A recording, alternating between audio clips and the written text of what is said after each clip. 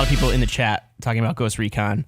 Aaron, you and Jake Decker recently got the chance to play the co-op sandbox, which is the part I'm excited about for the game. And I think a lot of people, because at E3 we played the story mode. I think it was Timur, our UK editor, played it and was not too thrilled with it. But you also said the writing was kind of like frat boyish. Let's talk about the story really quick before we get into what you like about the game. Okay, yeah, we played 4 hours. We played on the PS4 Pro. Just to clarify, the single player and the multiplayer are the same game. It's just whether you have your friends take over your buddies or not. So yeah, like Wildlands, there's 2 games here. There's 2 separate experiences. There's the one with your friends, which I loved and I thought was incredible. Mm-hmm. The sandbox was so good. And just the moments you have, the nail-biting moments you have where like you're about to die and like over the radio, your friend's like, I got this. And you see like a shot from a hilltop, take out the guy who's about to kill you. And then your friend buzzes in with a little bird, like right as you get revived and you get in and then you peel out and like dodge a SAM and like go fly off and do something else. That part I loved and I thought was incredible. Like it delivered some of the things I've wanted to do with friends and like even games like Arma for a long time. Sure. But the barrier to entry was so high that I just could never get a group of friends together to do it. Right, for how much it looks like they're going for realism in this. Well, are they? I mean, Ghost Recon has always been, for Future Soldier, obviously, they went to the future. And now are they going for more realistic bent in this Colombia? Because you're battling like drug cartels. I wonder if it's going to be some sort of actual, social commentary on. I mean, Future Soldier in an open world is accurate. Now, the story which you asked me about, I thought in the first 4 hours was just straight up bad. So you like land in Central America and everybody in Central America completely trusts you, which is weird because like there's a long history of American intervention and things going really shitty in Central America. And like on top of that, it's just super like Team America World Police, and it's not self-aware, and like everybody's just always cracking out of place dick jokes, and like it's that plot like, hey, if we just go kill all the drug dealers, everything's gonna turn out great in Bolivia. It's just the complete like lack of awareness of events in Central America and how crappy the war on drugs have been. And like, again, from a story perspective, there are ways that you can do this that are more impactful. For example, if the soldiers know that history, which they would if they're elite Delta operatives, and start questioning why they're there or if they're going to have any impact. Or you can go the Call of Duty like AC-130 mission where it's super clinical language to the point where these people come across as like disconnected from the people who they're killing. Like there's ways to write a game like this where in addition to the fun stuff you're doing, there's impact on the player. Like some of that is because this game is completely non-linear. So you do not have to do the story in any order. You can do it completely out of order. Okay. And like I get that puts developers in a bit of a bind where it's hard to build character when players can just screw off and do anything at any time. Yeah. So I don't know, like they have this challenge. They have this great sandbox. They got motorcycles. Yeah. Whoa. Wait, did you, Bolivia, South America, a few people are pointing out. What did you say? Central? Did I say Central? Yeah, Bolivia, South. South America. Yeah, just to clarify. From what, did you ever play, did you play Future Soldier? I did, Did you play that co-op mode that was sort of like a horde mode, but every 5 waves you had to infiltrate stealthily and kill everybody?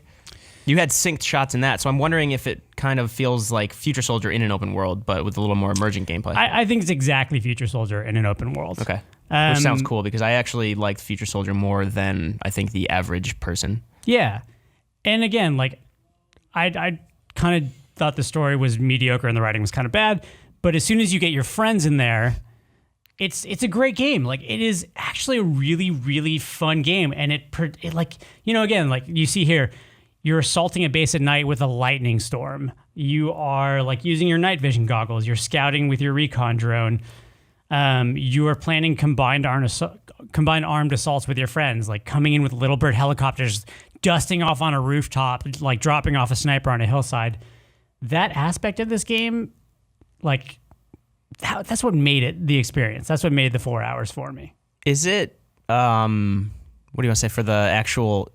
Is there PvP in the game? Adam, ADD 8IAM on Twitter, sorry if I'm mispronouncing that, was asking if there will be PvP in this game at all. I'm assuming there will be some sort. They haven't talked about it, so we don't know. But, again, this game has a lot of potential. I think there's only a couple games out there that do combined arms multiplayer, like Battlefield.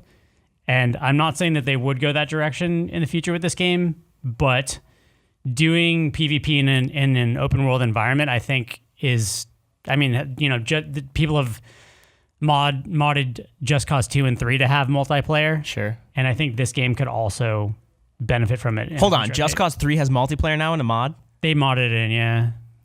How does that work? It's insanity. Brief tangent. Yeah, by that, are there tanks flying around with mines attached to them and people flying into said tanks with their own mines? It is Just Cause, so if you can imagine it. Sweet. So I know what I want to do after the show now. Do you think Ghost Recon will turn out like The Division did last year, asks Gamer Votes? The game looks promising, but then again, The Division was also super hyped. It's funny. As soon as The Division came out, we had a traffic spike in people searching for Ghost Recon Wildlands. Because I think we all know The Division, for a lot of people, was way too much of an RPG and not enough of a shooter. This game is a shooter, which I like. Mm-hmm. I love the gun customization. It had some of my favorite weapons and rifles. You have to go through the world and collect all the scopes and weapon parts, and then you take them in a gunsmith. But also, like, a boss showed up. There was a mission we did through a tunnel that was really fun. We started with backhoes, because you can drive anything in this game. Right. Except for llamas, which I can't hold against the devs, but I kind of wanted to drive a llama. Jake Decker felt pretty... right here. So that little cross, that was the boss. I accidentally killed him. He walked into a gunfight, and I hit him with an errant, 320 grenade round, and he died instantly. How do you just walk into a gunfight? Man, where did I leave my phone? It was all the cocaine. He was hopped up. Just want to see what was happening. Did you guys see my croquet mallet? Oh. Yeah. Did you, Ricky N on Twitter was saying, did you get a sense of how big the world was? Yeah, obviously all open worlds now are big, but did you get a sense of it being pretty vast? Did you get a chance to look at the minimap or anything? Yeah, we played 2 regions, maybe a tenth of the game. We spent about 4 hours there. It's weird. The size of a world is usually a good talking point for developers, but it has pros and cons. Because the problem with an open world game is you have to fill it with stuff. This is a general Ubisoft challenge in all of their games.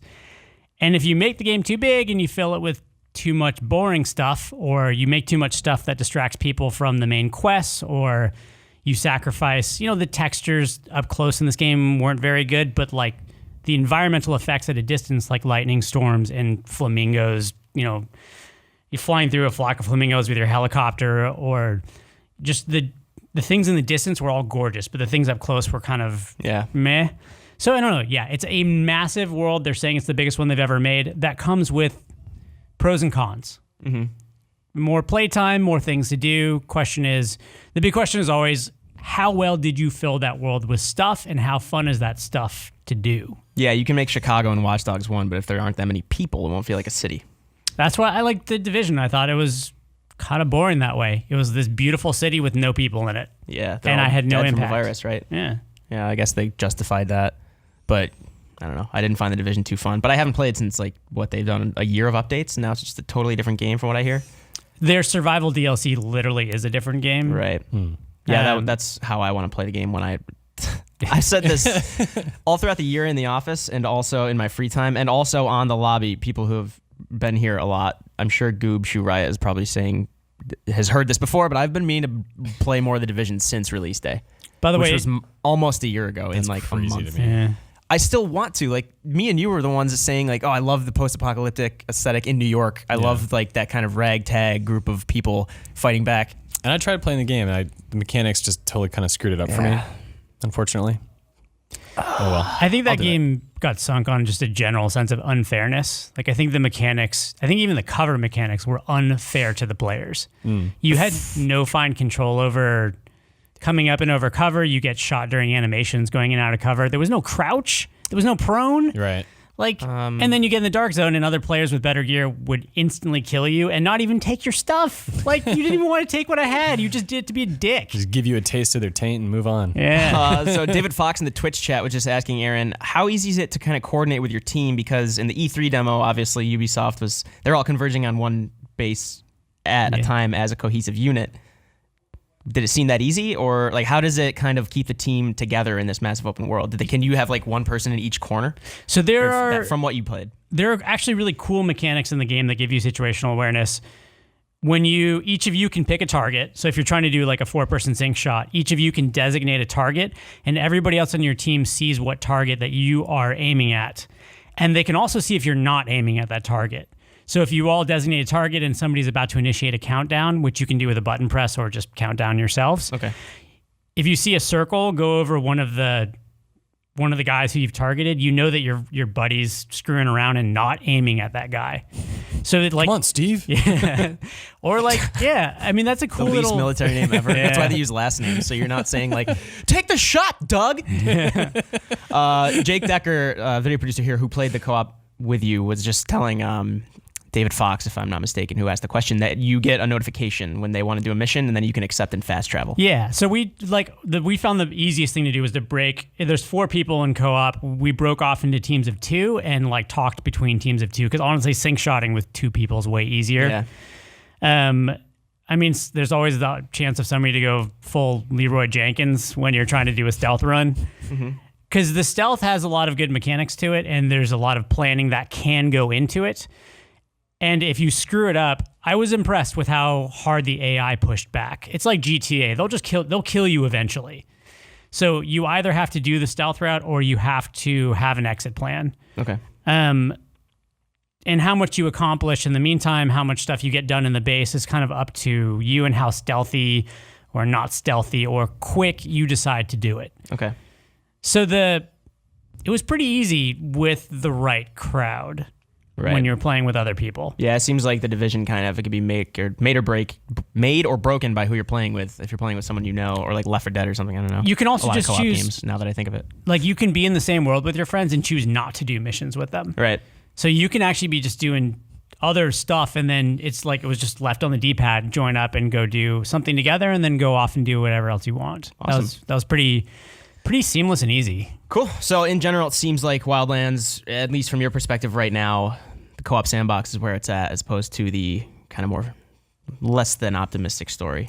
Yeah, and again, we played the first 4 hours. There's a chance that maybe there'll be a story arc later on in the game that kind of points out shooting drug dealers doesn't solve problems. Yeah, like the movie Traffic, Sicario, pretty much every movie about drugs, drug trade. But the co-op is doing stuff that I love when you're with your friends. Okay.